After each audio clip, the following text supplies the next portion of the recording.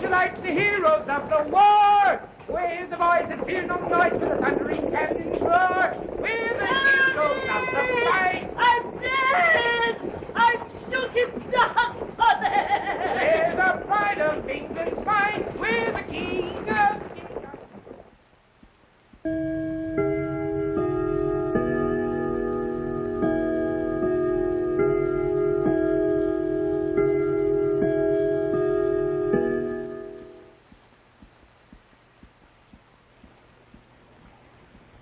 So them drive off, you say? Yes, sir. At a gallop, sir. They're a long ways off by this time. Yeah, and it's all over with me.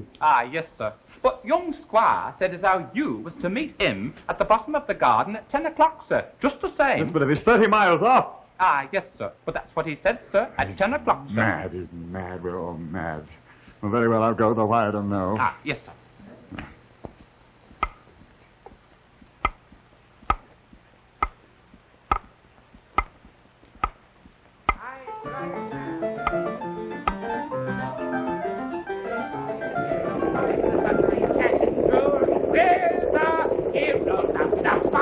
We're the pride of England's might. We're the king of the king's artillery. Lord have mercy on us! We'll all win! Break back line! We're the heroes of the fight.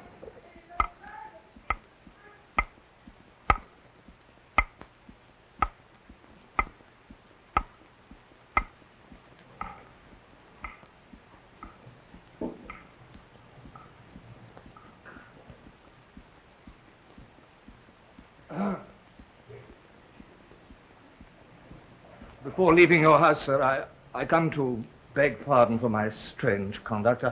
I can scarce reflect on my impudence without confusion. Come, boy, a trifle. You take it too gravely. No, you shan't go. An hour or two's laughing with my daughter will set you all to rights again. She'll never like you the worse for it. Sir, I shall always be proud of her approbation. Oh, approbation, Mr. Marlowe, is a cold word. If I'm not deceived, you've had something more than approbation, you take me, in that quarter. Really, sir, I have not that happiness. Come, I know what has passed between you. Sure, sir, nothing has passed between us but the most profound respect on my side and the most distant reserve on hers. You don't think, I hope, sir, that my impudence has been passed upon all the rest of the family? Impudence? No, I don't say that. No impudence, but girls like to be played with and rumpled a little too sometimes. She hasn't complained, I assure you. I never gave her the slightest cause. Well, I like modesty well enough, but this is overacting, young gentleman. But may I die, sir, if I ever... tell you she don't dislike you, and as I'm sure you like her... No, but I protest, I see no reason why you shouldn't be joined as fast as the parson can tie you. No, but hear me, Your sir. father approves of the match. I admire But it. why so... don't you hear me? We had but one interview, and that was formal and modest and uninteresting. You never grasped her hand, nor made any protestations? As heaven is my witness, we met without emotion and parted without reluctance. I hope, sir, you'll exact no further proofs of my duty, nor prevent me from leaving a house in which I suffer so many mortifications. No, boy. Goodbye, sir.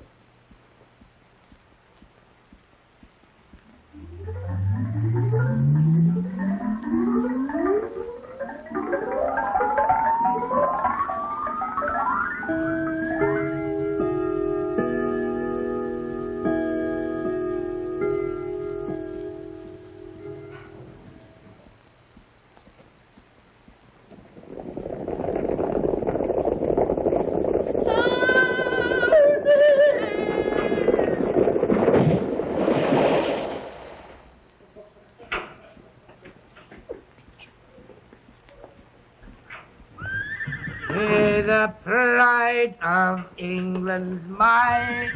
We're the boys of the King's artillery. We're the heroes of the fight. We're the pride of England's might. We're the Who's there?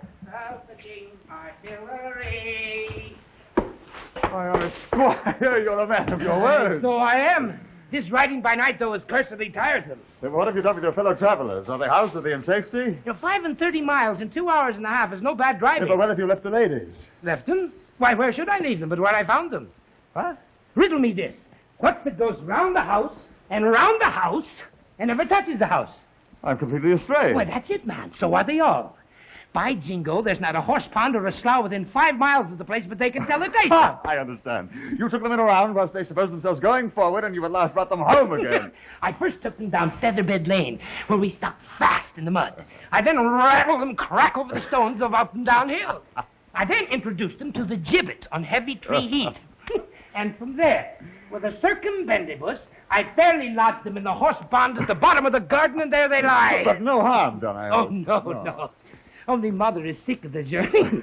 She thinks herself 40 miles off. The coach is broke, and the horses can scarce crawl. So if your own horses be ready, you may whip off with Cousin, and I'll be bound that no soul here can budge a foot to follow you. My dear friend. Why, that I am. Oh, but here she comes. Vanish!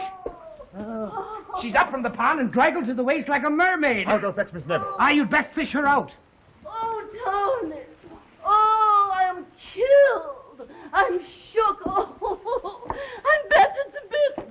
I shall never survive it. Well, alack, Mama, it was all your own fault. You would be for flying away at night like a witch on a broom without knowing 1 inch of the way. I wish we were at home again. I've never met with so many accidents in so short a journey.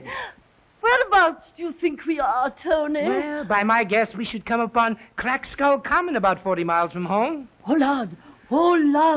The most notorious spot in all the district. We only want a robbery to make a complete night hunt. Oh, don't be afraid, Mama, don't be afraid. 2 of the 5 brigands that kept here are hanged, and the other 3 may not find us. Is that a man that's galloping behind us? No, it's only a tree. Oh, as I am alive, Tony, I see a man coming towards us, I'm sure on it. It's a highwayman with a pistol as long as his leg. Oh, if he perceives us, we are undone. Heaven defend us, he approaches. Do you hide yourself behind that tree and leave me to manage him.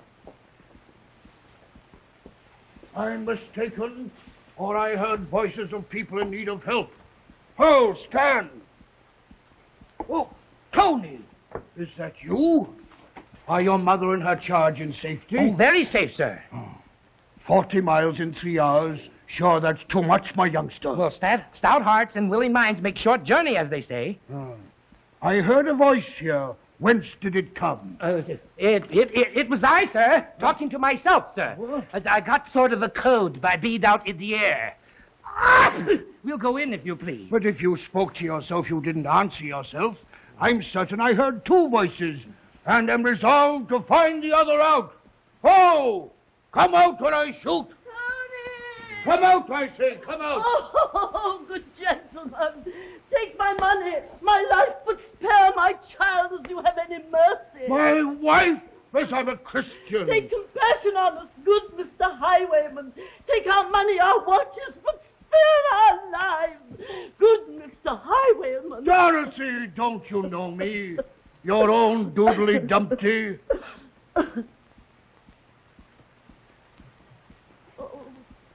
Oh, Mr. Hardcastle. My fears had blinded me. But who, my dear, would have expected to meet you here in this frightful place so far from home? So far from home when you're within 40 yards of your own door? This is one of your tricks, you graceless rogue, you. Don't you know the gate? The gate? And the mulberry tree? The mulberry tree. And don't you remember the horse pond, my dear? The horse pond. I shall remember the horse pond as long as I live. I have caught my death in it. And is it to you, you graceless varlet, I owe all this? I'll teach you to abuse your mother, I will. Godmother, all the parish says you've spoiled me. Die! What do you take the fruits on? Spoil you, I will. Oh. I'll spoil you. I'll spoil you.